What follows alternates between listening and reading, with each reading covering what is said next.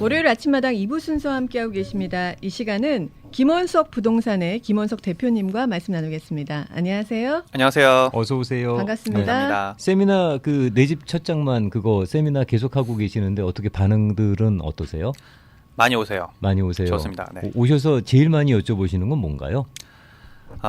뭐 보조 프로그램들이죠. 그러니까 얼마나 받을 수 있는지. 네. 네. 이제 그거 때문에 가장 많이 오시는데 저는 항상 말씀드리는 게 이 한인타운 근처에서는 별로 사용하실 수 있는 게 많지가 않아요. 그럼 외곽으로 나가면 그게 좀 레인지가 넓어지나요? 네. 그래서 바깥쪽으로 좀 나가시게 되면은 정말로 5,000불 안 들고도 집 살 수 있어요.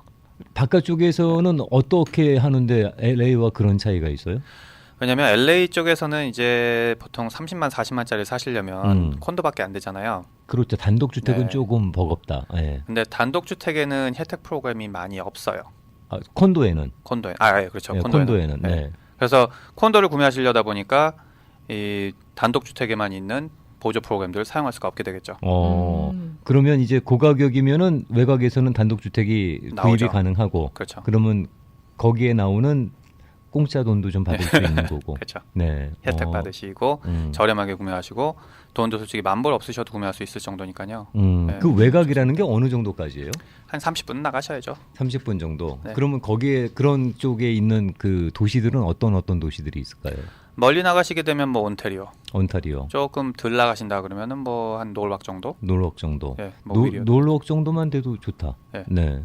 근데 이제 또 뭐 노을박 그러면 동네 안 좋아요 못 가요 뭐 이러시는 분도 계시고.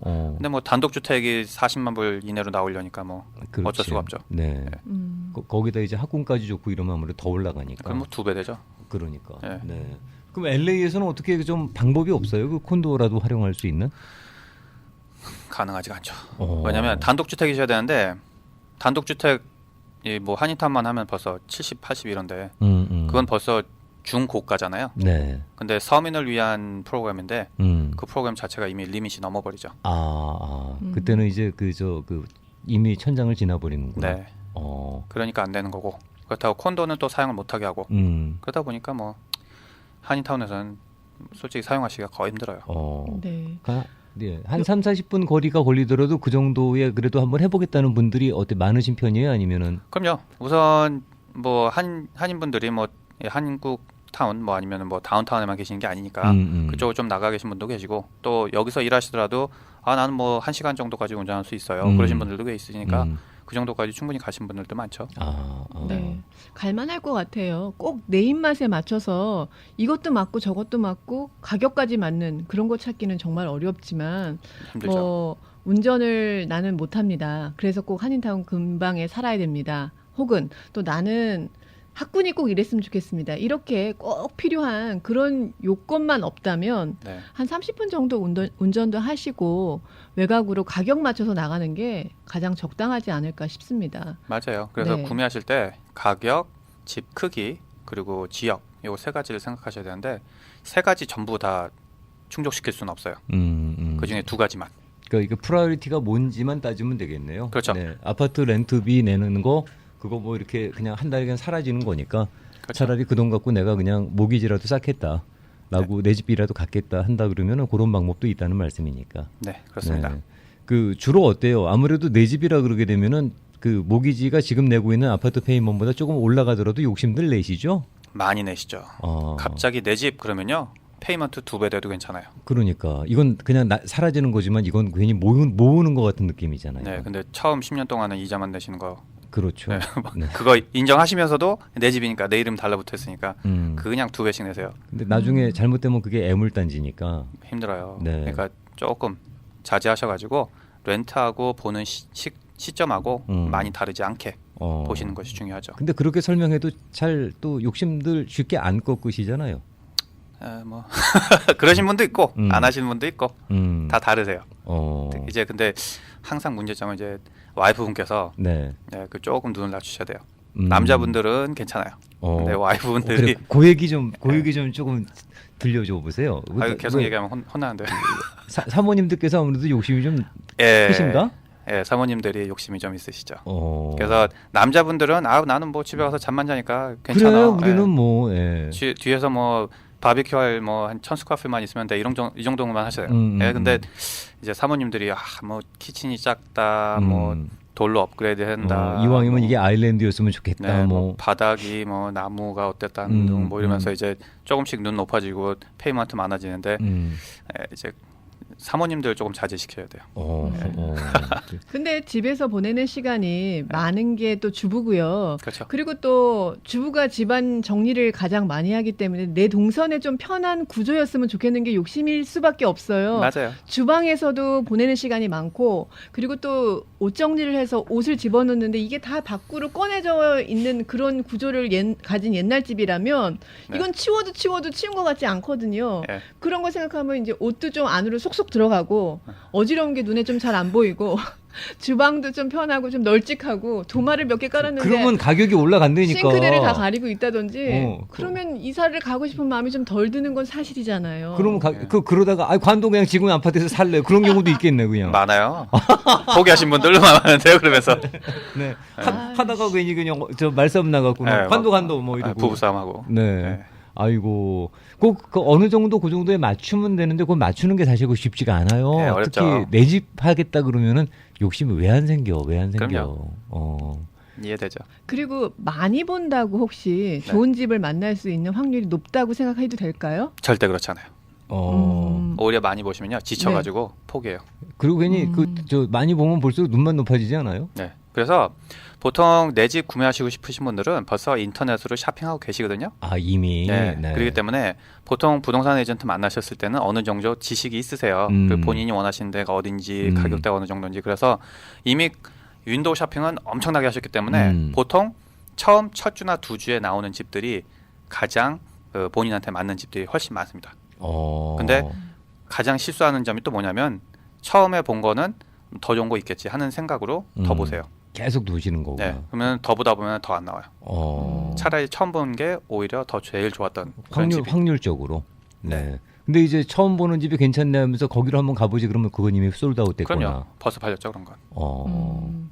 그러니까 재밌어요. 이게 저 속된 말로 죄송합니다. 이게 아다리가 맞아야 되는 거라 이게. 네, 맞아요. 이게 딱 나왔을 때 내가 원하는 게 그래도 이렇게 흡족할 만한 게 딱 나왔을 때 그때 이렇게 딱 성사가 되면 좋은데 거기서 잠깐 주춤하게 되면 딴 사람이 집어가는 거지. 그렇죠. 그런데다가 또 이제 처음 집은 나와 있는 가격보다 한 3만 불만 좀 싸게 해서 오퍼 좀 넣어주세요 이런단 말이에요.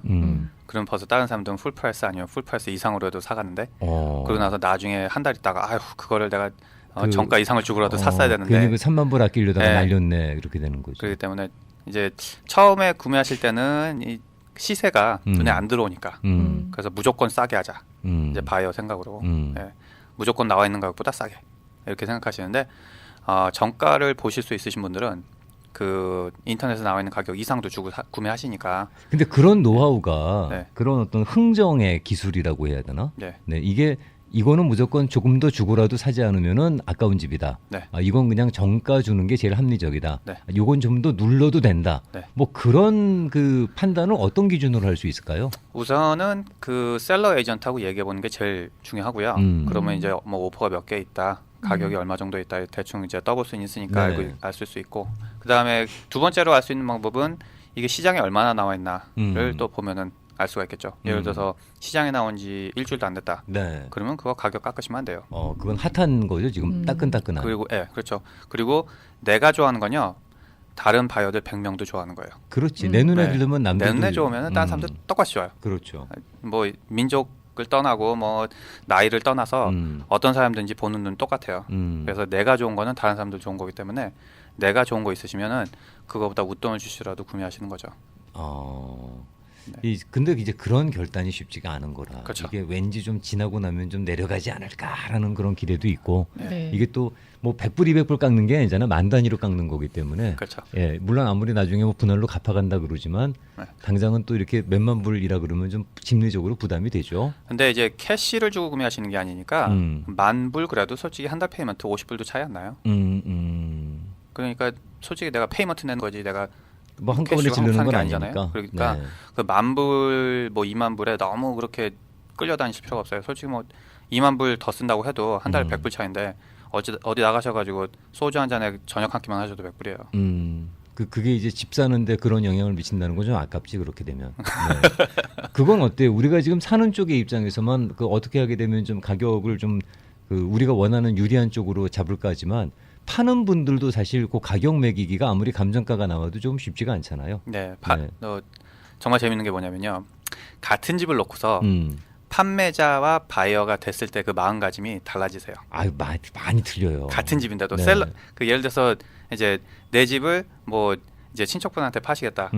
그러면은 싸게 해도 될까 뭐 비싸게 해도 될까 뭐 되게 갈등을 많이 하세요. 근데 내가 구매하는 집이 돼버리잖아요. 네. 그러면은 이거는 뭐 무조건 가야 되는 거야. 네, 그렇죠. 네. 무조건 낮춰야지. 그냥. 무조건 낮춰야 돼. 네. 그래서 참 재밌어요. 같은 분이신데도 한 집을 놓고 판매하고 구매자 그 마음가짐에 따라서 집값이 올라갔다 내려갔다 해요. 사람 마음이 그럴 수밖에 없죠. 참 재밌는 것 같아요. 어떡하겠어. 팔 때는 좀 더 후하게 받고 싶고, 네. 살 때는 좀 더 깎아서 사고 싶은 마음이니까. 파는 입장에서는요. 내가 집에다가 혹시 이렇게 투자했던 거 네. 들어오고 나서 임프루브했던 그런 것들을 그거 다 뽑으려고 하세요. 어느 정도 뽑을 수 있을까요? 대략. 거의 못 뽑습니다.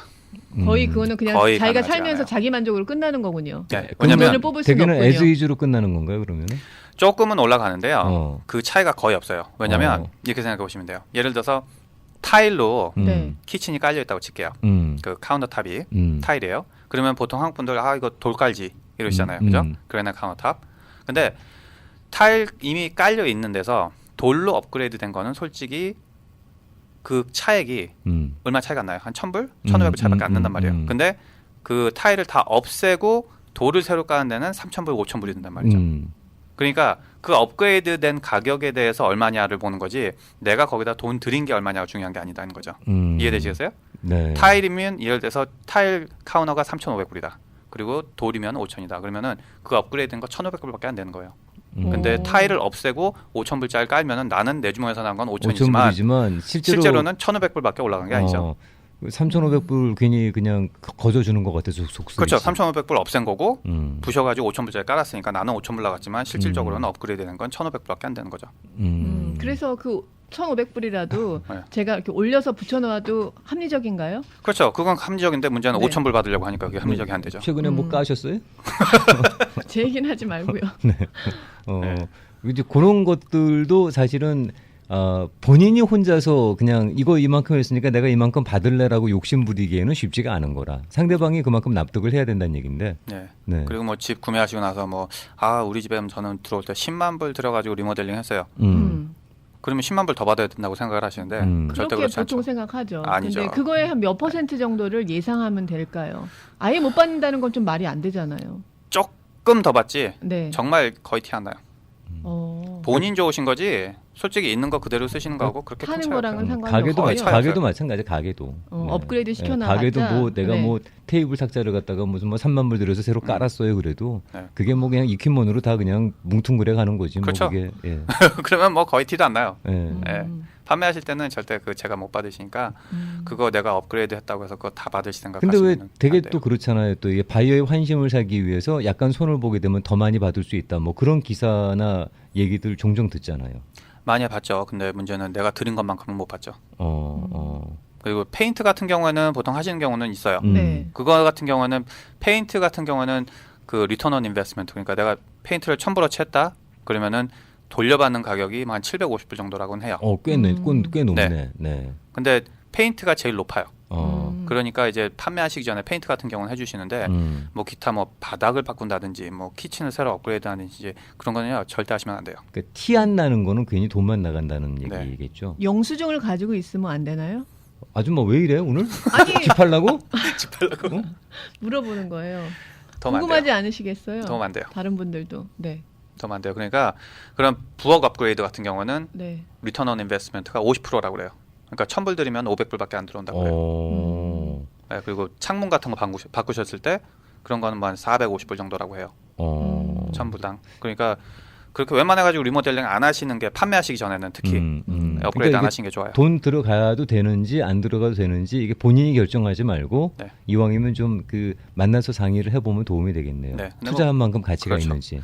만약에 사용을 할 수 있는 거면은 놔두시고요. 만약에 뭐 구멍이 났다든지 사람들이 와서 혐오감을 느낀다든지 이런 거는 바꿔주셔야 그건 돼요. 고쳐야지. 근데 그게 아니라 이미 잘 사용하고 있고 문제 없고 그냥 조금 더러운 거다. 그런 거 업그레이드 하셔봤자 돈 못 받는다는 얘기죠. 그 LA 쪽에서 만약에 콘도라도 구입하시겠다는 내 집 첫 장만 하시는 분들 그 어떻게 그런 보조 프로그램들이 조금 그 LA는 활발한가요? 있죠. 있긴 있는데요. 그 리파라고 로스앤젤레스 그 시리에서만 네. 구매하실 때 사용할 수 있는 프로그램이 있어요. 음. 근데 65,000불까지인가 나옵니다.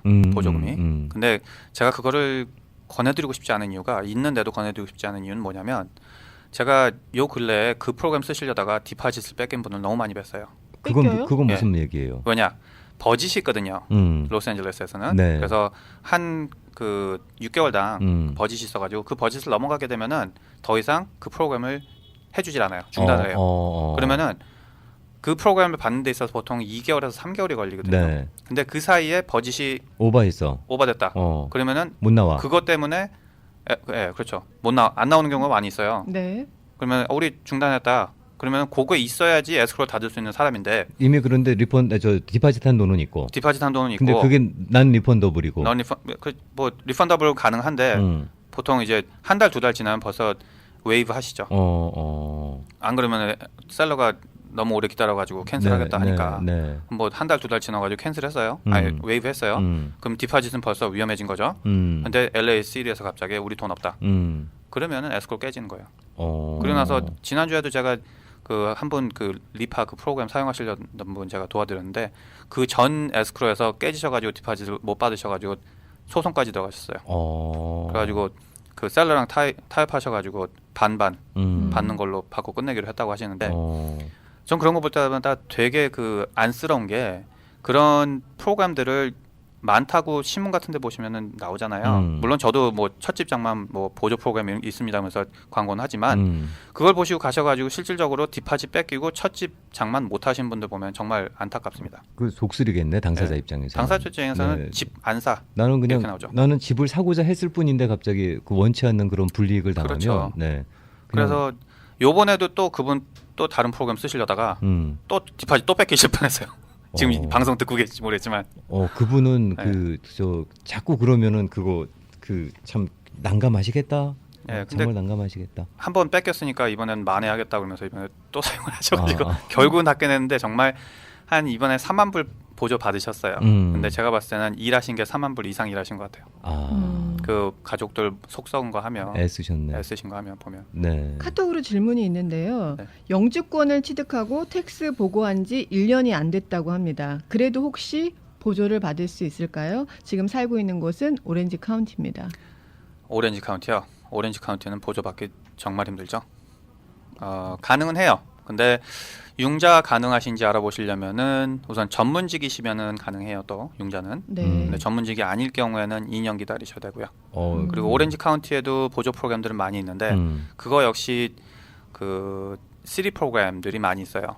근데 그런 거 역시 아까 말씀드렸다시피 버짓이 있기 때문에 그거 잘 확인하셔야 되고 저는 오히려 그 카운티에서 해주는 프로그램을 카운티란다 저기 그 스테이트에서 해주는 거. 캘리포니아 스테이트에서 해주는 걸 저는 오히려 권해드리고 싶어요. 그거는 3%를 구매 금액의 3%를 그랜트를 받으세요. 그랜트를 받는다고? 네, 그랜트 공짜예요. 그러니까 뭐 그랜트니까 갚을 게 없는 거예요? 갚을 게 없죠. 네. 진짜 거저 주는 거예요? 네, 그럼 뭐 10,000불, 뭐 15,000불 정도 되는데 그걸 그냥 받으시는 거고. 그리고 다운 페이먼트는 0.5%. 그러면 뭐 40만짜리도 뭐 2,000불 다운하시고 구매할 수 있죠. 거기다 또 돈 받으니까. 네, 뭐 그거는 이제 없어지는 거니까 10,000불 정도, 15,000불 정도. 네. 그렇구나. 그런 프로그램이 차라리 그 스테이트에서 해주는 거는 버짓이 없어요. 아무 때나 사용할 수 있고. 그러니까 근데 차라리 이제 그게 낫죠. 시마다 갖고 있는 거는 이게 곳간이 빌 때가 있고 그러니까 잘 알아보지 않으면 좀 난감할 수 있다는 그렇죠. 얘기겠네요. 시리 프로그램은 제가 좀 별로 안 좋아합니다. 네. 여러 가지 질문 사항이 많으실 것 같은데요. 김원석 대표님은 세미나를 자주 하시는 분이십니다. 이번 주에 마련된 세미나는 아파트 투자에 대한 세미나가 있는데요. 11월 7일 금요일에 부에나팍에서 있습니다. 그리고 11월 14일 금요일에는 LA에서 이 아파트 투자에 대한 세미나가 있고요. 첫 집 구매에 대한 세미나를 가장 많이들 기다려주시고 관심 가져 하시는데요. 11월 21일 금요일에는 LA에서 있고요. 22일 토요일에는 오전에 다우니에서 있습니다. 맞습니까? 네, 맞습니다. 네. 문의하실 그리고 또 예약하실 전화번호는 213-369-9087번입니다. 213-369-9087번으로 예약하시거나 문의하시면 되겠습니다. 네, 369-9087이 되겠습니다. 저분은 꼭 한번 밥 한번 같이 먹어보면 도움이 되는 분입니다. 네. 저도 제 딴에는 이런 경제 쪽에 대해서는 알 만큼 안다고 하는데도 네. 저분 만나니까 또 새로운 시각이 있었던 네. 그런 기억이 있기 때문에 만나서 말씀 나누시다 보면 손해 볼 건 하나도 없으니까. 저마다 케이스가 다르고 또 입장이 다르기 때문에 좀 설명이 길어질 것 같으니까 만나셔서 해결하시면 더 좋을 것 훨씬, 같습니다. 네. 네. 자, 전화번호 다시 한번 공지해 드립니다. 213-369-9087입니다. 네. 213-369-9087번으로 문의하시기 바랍니다. 네, 언제나처럼 좋은 말씀 감사하고요. 네, 다음에 또 자세한 얘기 또 나누도록 하겠습니다. 네.